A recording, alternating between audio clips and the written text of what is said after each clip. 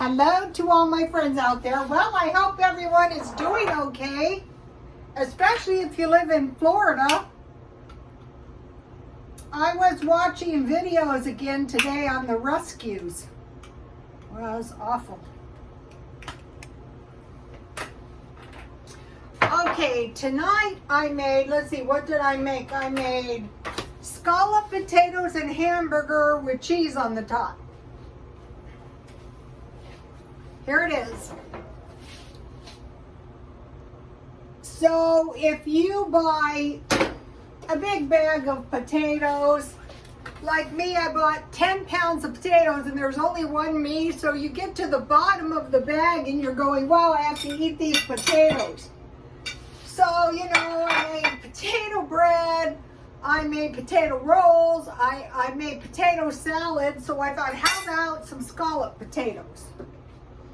And if you make them from scratch, they taste much better than the, you know, they have the packages. And so I put a lot of, I had cheese in the freezer and I thought I'm going to use this cheese up. And I had some canned corn.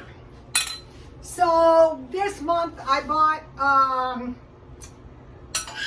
a case of peas. So I'm thinking, should I buy green beans? Should I buy stewed tomatoes? Or should I buy corn next? I'm still thinking. So here it is. So this will do. So I fried the hamburger. Then I just moved the hamburger to one side and I added a little flour, and then I had evaporated milk, which I mixed half water, half evaporated milk, and I made a pretty thin gravy. And then I put the potatoes in, and then I had bought these bags of cheese cheap, 2 of them, and so I had some left. But I think this next time, you know, one of the things about stockpiling is you learn as you go. And so the next time, I was there one Sunday and I saw this couple go in and they bought 2 big bags of cheese, mozzarella and cheddar, and I thought, yeah, just get some good cheese so that if, you know, you can eat it down. You know what I mean? Need some salt. I put salt on the end, so all you need is hamburgers, milk, a little flour, some hamburger, some cheese. That's it. You could use, you know, they have that breakfast gravy, like sausage gravy. That would be good too. And you know, this is the second time I've made these Hungarian cookies. Here they are. So this time turned out better than the last time because I had my grape jam and it was really, really thick.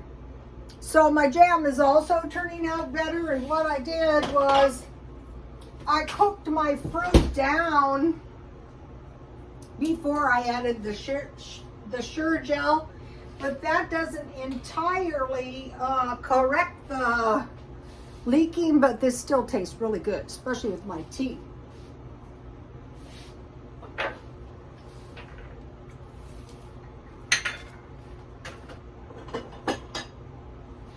I went back to my peppermint tea because I don't want to do anything at night. The dieter tea said you might evacuate your bowel the second time you use it, so I thought I don't want a second time. Everything disrupts my sleep. That would just be so damn irritating to me. So life is good. We're watching our money. So I mentioned to you, mostly I'm staying close to home. I try to walk, get outside, move around and walk 45 minutes a day. But really, I don't want to spend much money. I don't think it's smart. Unless, you know, I need something, then I have to spend some. Okay, so that's dinner. That's pretty good. The potatoes with the cheese are very delicious. You could make twice baked potatoes, basically the same thing. All right, so number one thing it's being reported, now this is on the YouTube channel, so take everything with a grain of salt, that might be a medicine shortage. And so one of the things they reported was shortages in Tylenol. So I usually just buy generic. So this week I bought sleeping pills, and now I bought Tylenol because, and like anything I can think of, like cough syrup, like bandages, I'm just buying a couple. Okay, during the Depression, sugar and meat was rationed. So today I bought 2 more pounds of brown sugar because if money was ever to get tight, one of the things you might not want to sacrifice any of your money is for brown sugar. So I thought just buy a couple every now and then, brown sugar and sugar. And then, you know, I'm cooking my meat down. But go to my Twitter if you want to see my plan for 100 pounds of meat. Now, the way I bought the meat is I just bought small amounts in small, like pound sizes, but I think 20 pounds would have been a whole lot smarter, like the cases of veggies, like the cases of fruit, like trying to, I'm not doing a lot of canning, just a little bit.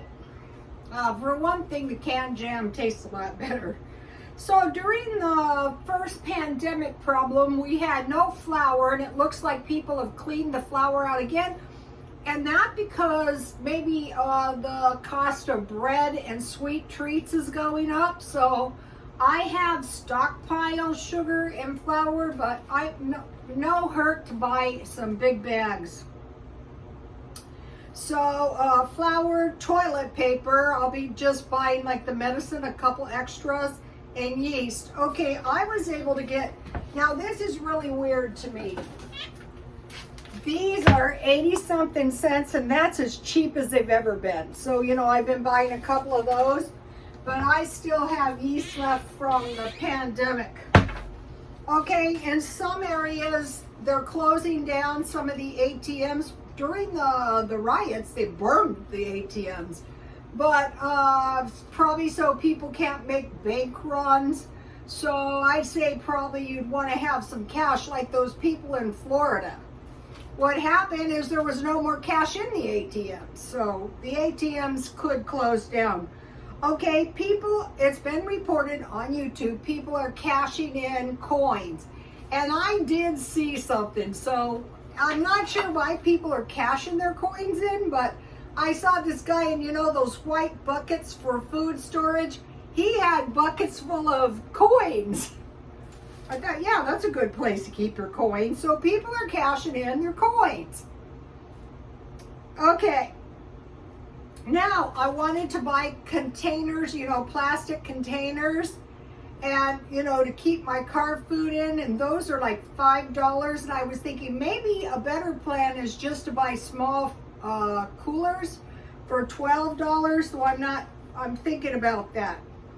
Okay, if you notice in Florida, there's long lines for 2 things, for gas and for propane. So you want to keep propane in the big, in case anything happens. If you left, you would take your propane and your gasoline with you, which you're probably really not supposed to do, but you don't want to get displaced without propane or gasoline especially. Okay, there's been reports of hot chocolate shortages. Butter is $5. Buttered popcorn and lunch meat. And the lunch meat is very scanty out here. So what, about a year ago, I bought tons of bologna. At the time, I was eating a lot of fried bologna sandwiches. So if I see good deals on bologna, which I haven't, I'm still buying lunch meat. Okay, number 9, is the media trying to scare us? Or are they just trying to warn us? Or are they trying to scare us? I think they're trying to scare us. So if you think the media is trying to scare you, that is, are you going to rush out, you know, like the pandemic? Okay, if we socially distance and we wore our masks, we seem to get through it. But remember, there was no masks. But did they try to scare us? Yeah, and some people did die, like my uncle, and several people we know died. So now with this peacekeeping operation, I would say there was some element of trying to scare us. Okay, now I was watching these rescues in Florida, and I mean, this was really horrifying, and this needs to be thought of. People needed to evacuate, but they wouldn't let their people take their pets, so the little old ladies wouldn't leave their pets, and they rode out the storm. And I'm wondering how many of them were actually killed. So if you have pets, you need to be thinking, how can I get out of here in the event something happened with my pets? Well, for one thing, you would need gas to get yourself out, and you would need a vehicle. But if you didn't have that, the only way I can think of is flying out would let you usually take pets. So, and there was one of the ladies couldn't swim. She didn't want to leave her cat. Her cat drowned anyway, but she somehow survived. So if you don't know how to swim, it's probably not a good idea to be living in these areas. Okay, we're thinking about food, gasoline, and utilities. So I'm thinking, wow, you know, at least if you have food, you don't have to spend that extra money on food. And if you cut down on utilities, I mentioned to you guys, I'm out of my house all day long because I don't run my air that way. Right now, it's still hot here. It's 12:30 at night, and I set my thermostat on 70, and it's still going. And so you can cut way down on your gas, and I think they know people are going to. And when the consumption is down, the price goes up. They go, oh, it's the Russians, it's the Russians. It's a recession, maybe a depression in some areas. And then for the utilities, you know, I'm just doing everything I can think of. You know, I'm still cooking dinner. I'm not doing anything to lower my standard of living. I don't think that's a good strategy. Over the long run, that's not a good strategy. Now, I'm asking myself a question, and hopefully the AI can't read. Okay, where is it? And what havoc might this possibly cause? So we know it was ejected in the Black Sea, but where is it now? Okay, and you know, by stockpiling and various things, I have decided, when I was moving, I thought the only reasonable stockpile is cans. That way nothing happens to your cans. And I have come up with this. Hopefully I'll get it. This is some silverware, but this is something that's a kind of short supply. So for my car food, I could live on one large sandwich a day. It would be 2 pieces of bread and 2 of these tuna packages. And if you had lettuce and tomato like I did the other night.